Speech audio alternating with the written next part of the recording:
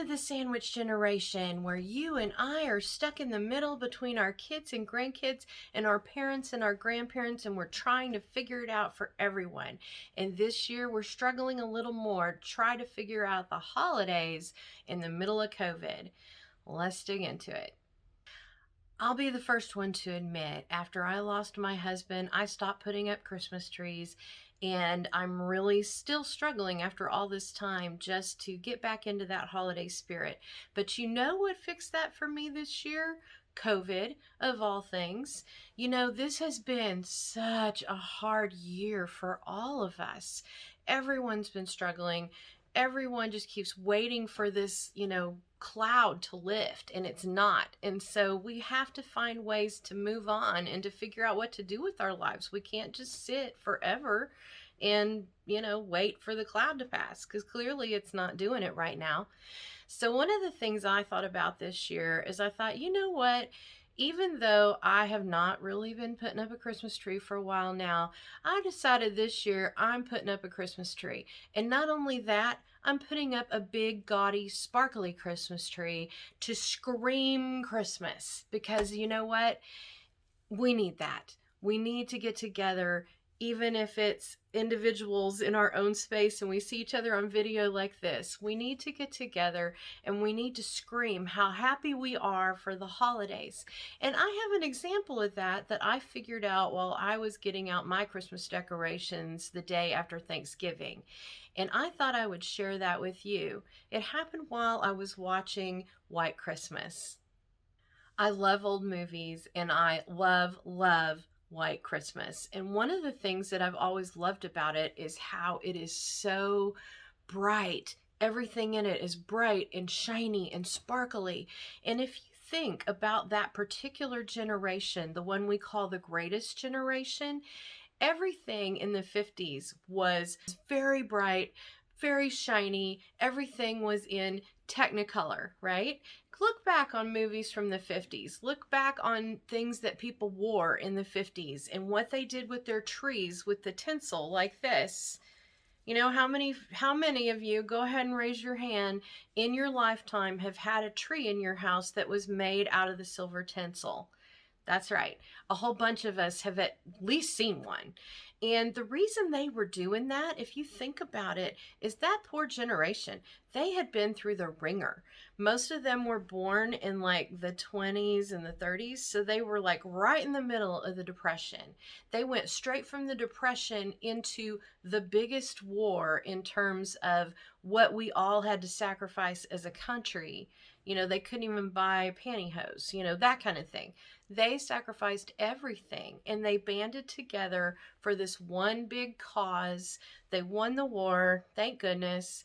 And after that, people just went nuts with their bright, sparkly things because they wanted things in their house that reminded them that things are not awful, that things can be bright and beautiful. And that's why all of that came into being.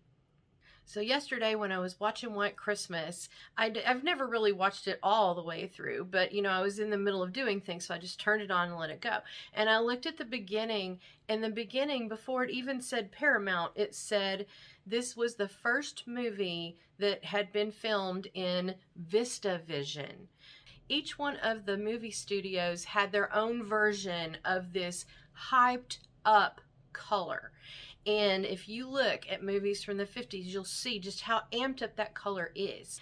So this year, I encourage you, whether you feel like putting a Christmas tree up or not, let's scream it from the rafters. I know a lot of you even skipped the Thanksgiving decorations because you went straight to Christmas, and that was out of your COVID isolation frustration. I watched it on my friends on Facebook. I heard from my family. I've watched it happen up there in senior living, and we're all ready for something else. We're all ready to not be just with the COVID all the time, right? So I encourage you this year, let's bring it up bright. Let's bring it up loud and say, hey, you know what? Christmas is here and we like Christmas. Even if you are a baby Jesus Christmas person, or if you're just a Santa Claus Christmas person, whatever that is to your family, let's scream it loud and proud.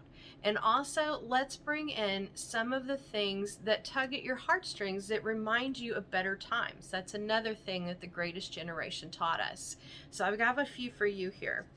I made these ornaments, gosh, 20 years ago probably or more. Here's one that I made. It's my brother and me when we were little. And here's another one on that same note that I made with some of my very favorite people in it.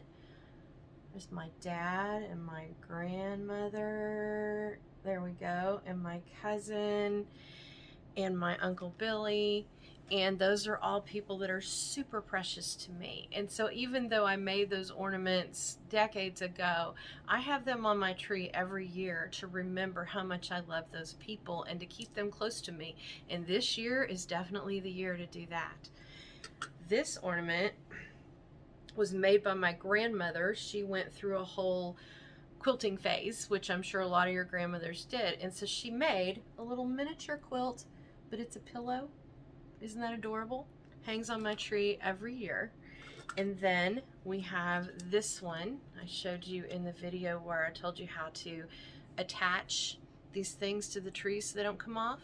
From the 50s, just a little plastic thing. I'm sure she picked it up at Mott's or something like that, you know, but for me, I remember this guy being on the tree in her house every single year of my life. It's important to me, even though it's just a little thing. And then I have this gorgeous thing, this beautiful butterfly, and it's on a hanger. This is for Aunt Lou. Aunt Lou was our matriarch, and she's the one that loved butterflies. She taped a butterfly to all of our birthday cards. It was just great. She had a butterfly collection. And so whenever you're thinking about, you know, nah, I'm feeling yuck this year. I don't feel like, you know, well, the kids aren't going to come over this year. You know, well, grandma can't come out to see us this year. So what? Let's move on. Let's at least, you know, we don't even know if we're going to be together at Christmas this year. So how do you even know what to buy? But you can do it in your house, in your loved one's house, you know, and give them that loud Technicolor VistaVision kind of Christmas. And let's just blow COVID out of our minds for just a little while. I hope that helps you figure out a little bit of what to do this year. I know it's all hectic, so let's stop. Let's think all these things through. Thanks for watching.